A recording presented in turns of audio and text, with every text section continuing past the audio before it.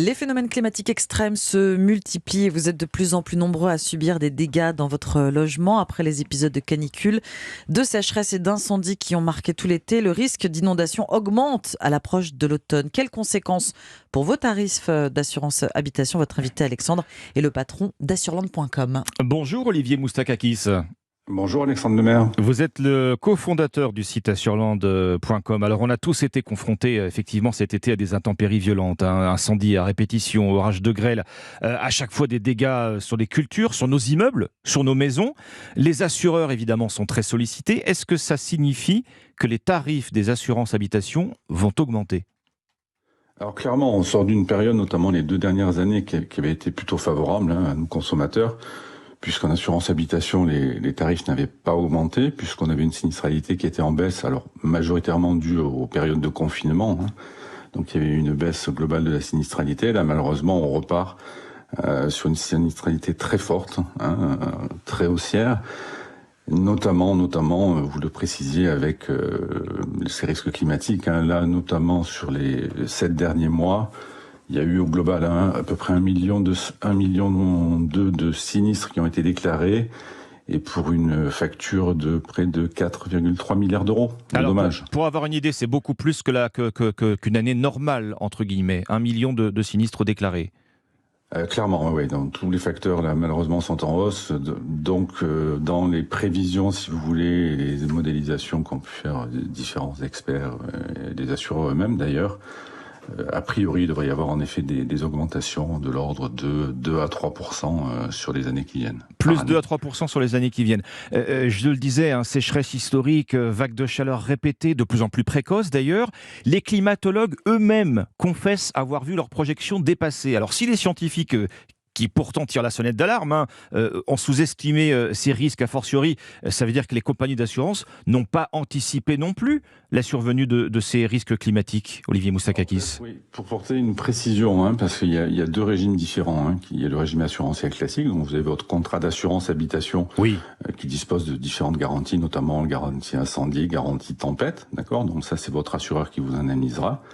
Donc s'il y a une hausse de la sinistralité sur ces postes-là, clairement, votre prime d'assurance va augmenter, d'accord. Et vous avez un deuxième régime, qui est une spécificité française, qui est le fameux régime catastrophe naturelle, où là, on parle plus d'un régime de solidarité. C'est un régime qui a été mis en place en 1982, qui est une espèce de partenariat, si vous voulez, public-privé, puisqu'il y a l'intervention d'un réassureur public, qui est la Caisse centrale de réassurance, la CCR, et in fine l'État qui donne une garantie illimitée derrière pour couvrir justement ces phénomènes climatiques. Ce régime de catastrophe naturelle, il permet d'accélérer, de simplifier les procédures, c'est cela ? Alors pas simplement, il permet justement d'accélérer l'indemnisation, mais il permet surtout la prise en charge, si vous voulez, de sinistres qui n'étaient pas pris ou qui n'étaient peu assurés jusqu'alors. C'est ce principe-là de solidarité, puisque votre prime en fait est décorrélée de votre exposition au risque. Est-ce qu'il est encore... Oui, vous disposez d'une habitation, Allez-y, je vous en prie. Vous disposez d'une habitation en haut d'une colline, vous ne serez jamais victime d'une inondation, pour autant vous allez payer une taxe pour indemniser les gens qui sont en bord de mer ou en bord de rivière et qui sont susceptibles d'être touchés par des inondations. On parle de régime de catastrophe naturelle. La catastrophe, c'est le contraire de la norme, c'est une exception. Est-ce qu'il est encore adapté, ce régime, quand on nous dit que ces événements vont se répéter quasiment chaque été et même s'intensifier ? Alors, ce régime est parfaitement adapté. Le sujet de fond aujourd'hui, puisque ce régime-là, il y a un fonds de garantie qui est alimenté par une taxe qui est prélevée sur nos contrats d'assurance habitation. Cette taxe, à l'origine, était de 5,5% en 1982. Elle est passée récemment à 12%, d'accord. Et là, on est dans un système. Cette taxe permet de collecter, pour vous donner un peu les grandes masses, 1,7 milliard par an. Et aujourd'hui, en termes d'indemnisation sur les catastrophes naturelles, on est à plus de 2 milliards chaque année. Donc on voit bien qu'il y a un déséquilibre qui se crée. Donc tous les experts là-dessus, pour la pérennité de ce régime, prévoient qu'il faudrait augmenter cette taxe de 12 à 18%. Donc là, de fait, ça va augmenter mécaniquement, si vous voulez, le coût de votre cotisation assurance. Oui. On en parlait hier matin sur Europe 1, c'est une conséquence de la sécheresse et des fortes pluies qui lui succèdent. On a maintenant des propriétaires qui voient leur maison craquer, au sens propre, ils voient leur maison se fissurer. Quand on en arrive là, Olivier Moustakakis, on a devant nous une bombe à retardement. Alors, la sécheresse, c'est un vrai sujet, clairement, à tel point qu'à l'origine du régime catastrophe naturelle, elle n'était pas inclue dans le régime catastrophe naturelle, elle a été inclue en 2000. Et récemment, un rapport de la Cour des comptes préconisait même à nouveau l'exclure du régime catastrophe naturelle parce que ça devenait trop coûteux. Ça pèse à peu près entre 900 millions et 1 milliard par an. D'accord ? Et le sujet justement de la sécheresse, c'est que les dommages n'apparaissent pas forcément immédiatement. D'accord ? Oui. Puisque c'est un phénomène en fait de rétractation des sols argileux et ensuite quand il y a des pluies ou des inondations, de gonflement. Donc c'est ce mécanisme-là qui provoque des fissures. D'accord ? Mais les dommages souvent apparaissent quelques mois après ces événements de sécheresse et d'inondation. Donc souvent, il n'y a pas d'état de catastrophe naturelle, il n'y a pas de décret qui a été publié sur la zone, donc il faut saisir sa commune. On est vraiment dans un parcours du combattant pour les particuliers. Il faut saisir la commune qui doit monter un dossier, la commission interministérielle qui doit statuer.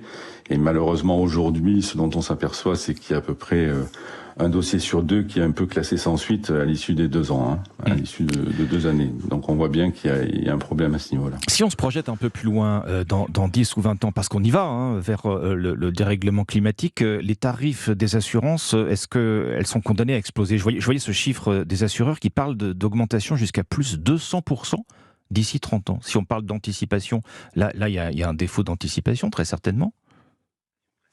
Alors il faut un peu modérer, si vous voulez, toutes les prévisions qui sont faites, parce que les prévisions qui sont faites, même au niveau du chiffrage des coûts, des dégâts causés par les catastrophes naturelles, sont les scénarios les pires, d'accord, qui sont modélisés.